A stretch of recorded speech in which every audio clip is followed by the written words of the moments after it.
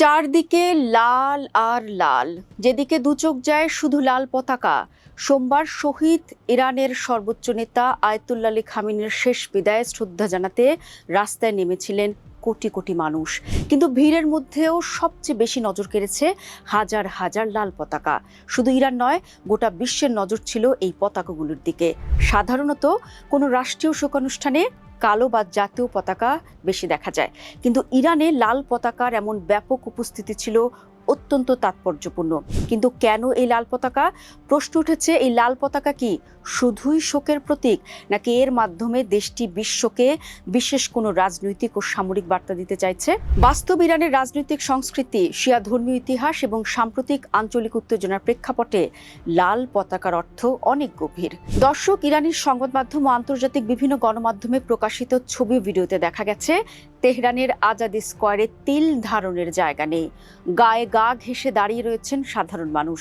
টানা কয়েক কিলোমিটার জুড়ে শুধু একই ছবি, কেউ কাঁদছেন, কেউ বুক চাপড়াচ্ছেন, কেউ আবার দাঁড়িয়ে রয়েছেন নীরবে। কিন্তু প্রায় সবার হাতেই রয়েছে লাল পতাকা।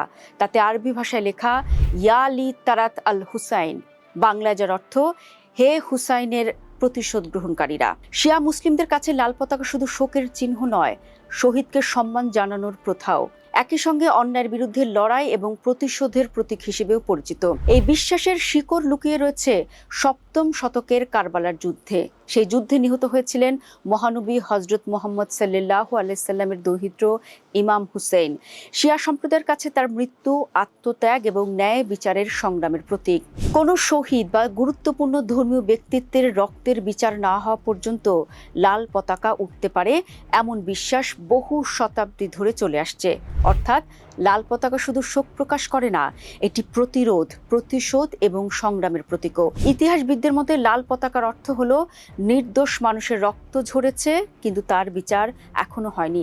তাই এই পতাকা ন্যায় বিচারের দাবি এবং অন্যায়ের প্রতিশোধের বার্তা দেয়। এদিনের শোক মিছিল থেকে প্রতিশোধের শপথ নিয়েছেন অনেকে। খামেনির শেষ যাত্রায় হাজার হাজার লাল পতাকা বহন করা কয়েকটি সম্ভাব্য বার্তা বহন করে।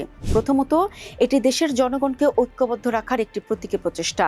শোককে শুধু আবেগে সীমাবদ্ধ না রেখে সেটিকে জাতীয় প্রতিরোধের ভাষায় রূপ দেওয়া হয়েছে। দ্বিতীয়ত, এটি দেশের নিরাপত্তা বাহিনী, ইসলামিক বিপ্লবী বাহিনী এবং ইরানপন্থী আঞ্চলিক গোষ্ঠীগুলির প্রতি একটি মনস্তাত্ত্বিক বার্তা। খামেনির আদর্শের লড়াই অব্যাহত থাকবে। তৃতীয়ত, এটি বিদেশি শক্তি, বিশেষ করে আমেরিকা ও ইসরায়েলের প্রতি একটি কূটনৈতিক সংকেত।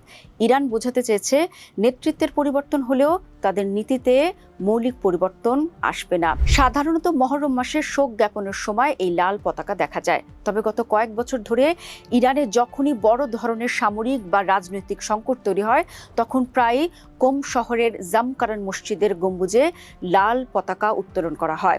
2020 সালে আমেরিকান হামলা ইরানের শীর্ষ সেনা কমান্ডার কাসেম সোলাইমানি নিহত হওয়ার পরেও লাল পতাকা উত্তোলন করা হয়েছিল।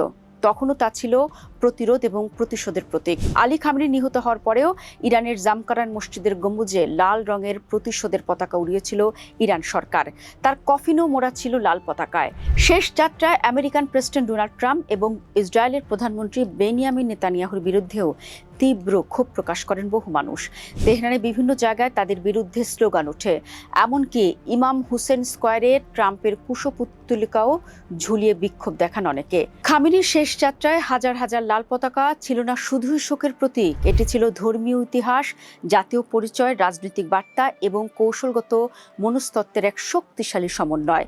কারবালার স্মৃতি থেকে শুরু করে আধুনিক ভূরাজনীতির বাস্তবতা, সবকিছুকেই এক সুতোয় গেঁথে ইরান বিশ্বকে বোঝাতে চেয়েছে তাদের কাছে নেতৃত্বের মৃত্যু কোনো সমাপ্তি নয়, বরং প্রতিরোধের নতুন অধ্যায়ের সূচনা। তাই খামেনির শেষ যাত্রার লাল পতাকাগুলো শুধু একটি শোকানুষ্ঠানের দৃশ্য নয়, বরং মধ্যপ্রাচ্যের ভবিষ্যৎ রাজনীতি, আঞ্চলিক শক্তির ভারসাম্য এবং ইরানের কৌশলগত অবস্থানের প্রতীক হিসেবেই ইতিহাসে স্মরণীয় হয়ে থাকতে পারে।